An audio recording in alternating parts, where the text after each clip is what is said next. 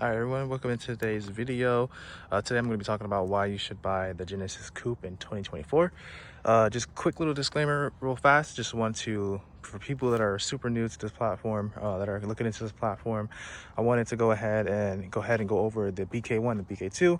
So BK1 would be from 2009 to 2012, while the BK2s, which is this model right here, will be 2013 to 2016.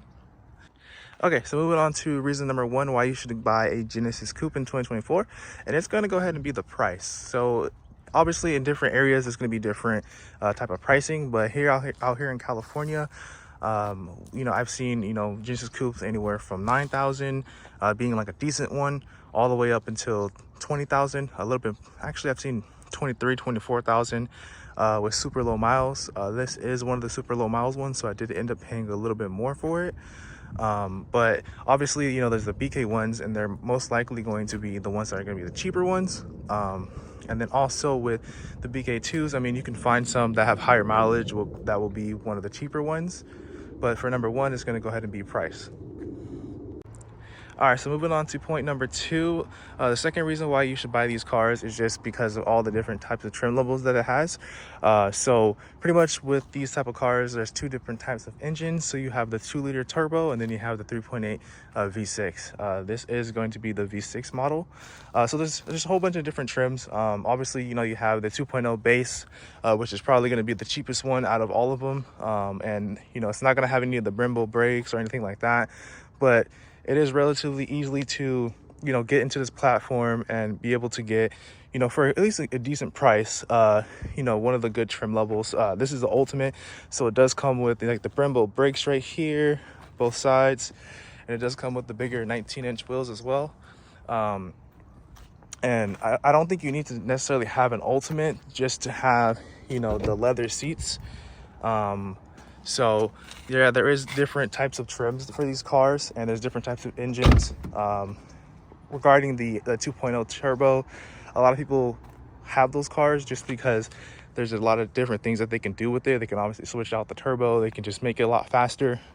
With the V6s, it's going to be a little bit harder to get as much horsepower, obviously without doing spending a lot more money than the people with the 2.0 turbos.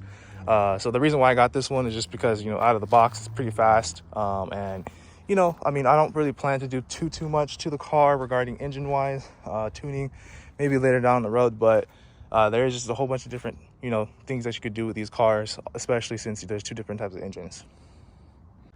All right, so moving on to number three. So number three is just going to be the exterior looks of these cars.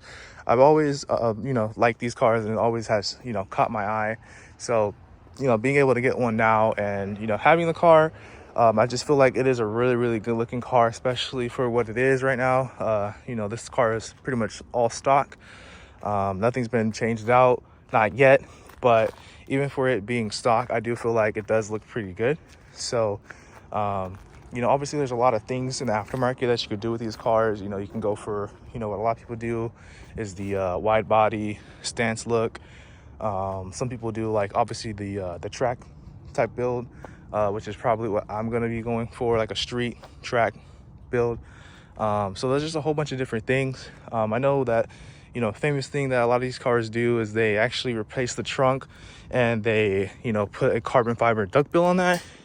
I don't necessarily know if I'm going to do all that. I am going to have the spoiler obviously repainted, but yeah, there's just a lot of different things for these cars, and they can look really, really nice, especially once you throw front splitter, side skirts, rear diffuser, and exhaust, and obviously lower it. Also, one of my favorite parts of this car is just the way that the interior looks. I have never had leather seats, but having these brown leather seats that are actually comfortable. They have a little side bolstering. It's a little wide for me, but I do think that the interior does look pretty good. Obviously we don't have Apple CarPlay. Kind of ignore this. This is just my little phone mount, but it does come with like a navigation screen, It does have, you know, the boost gauges and the oil fuel consumption along with the oil temperature. One little zoink I think I don't like about this is that it's way too low. I wish they did it the way 350Zs did it, and they had it up top here so that, you know, we can actually see it without having to look down. But, you know, just, you know, for having the 2016 Ultimate, I mean, that is the top of the line one. But, you know, I do feel like this does look really nice, especially for me not spending, you know, that much money.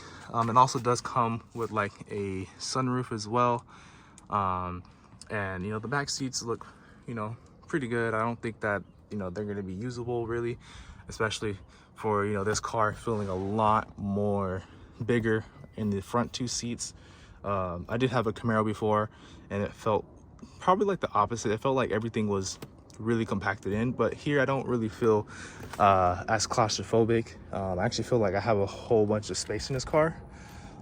So, you know, I do think that the interior is, you know, one of the big, you know, bonuses of these cars. And, you know, obviously they're going to be older, so if you have the leather, there may be a little bit of, you know, marking, but, you know, obviously you can have that done.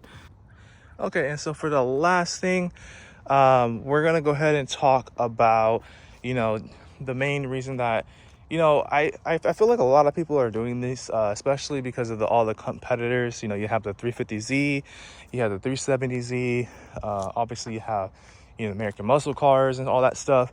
But I feel like this car has been just overlooked, and it's just been, you know, a lot of people don't buy them anymore. You know, I was looking at, you know, videos on YouTube, and I noticed that, you know, the 350s, 370s, you know, even though those cars are, you know, discontinued, you know, right now, and this car was discontinued in 2016, there's more 350Z content. There's more 350Zs that I see all around, you know, at least in my area.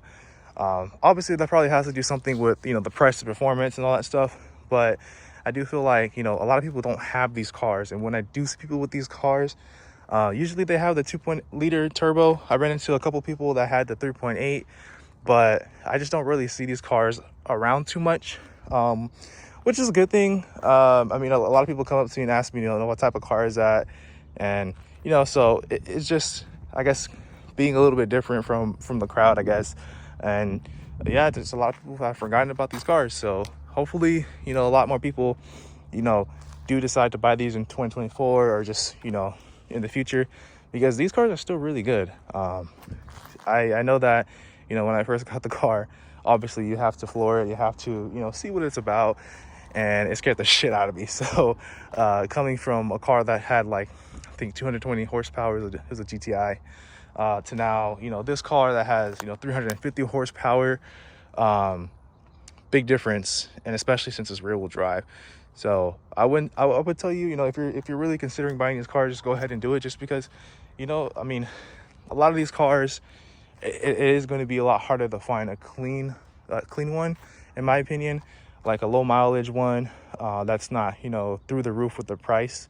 So, and that's also stock, you know, I think it's pretty rare to find, you know, one of these cars stock nowadays.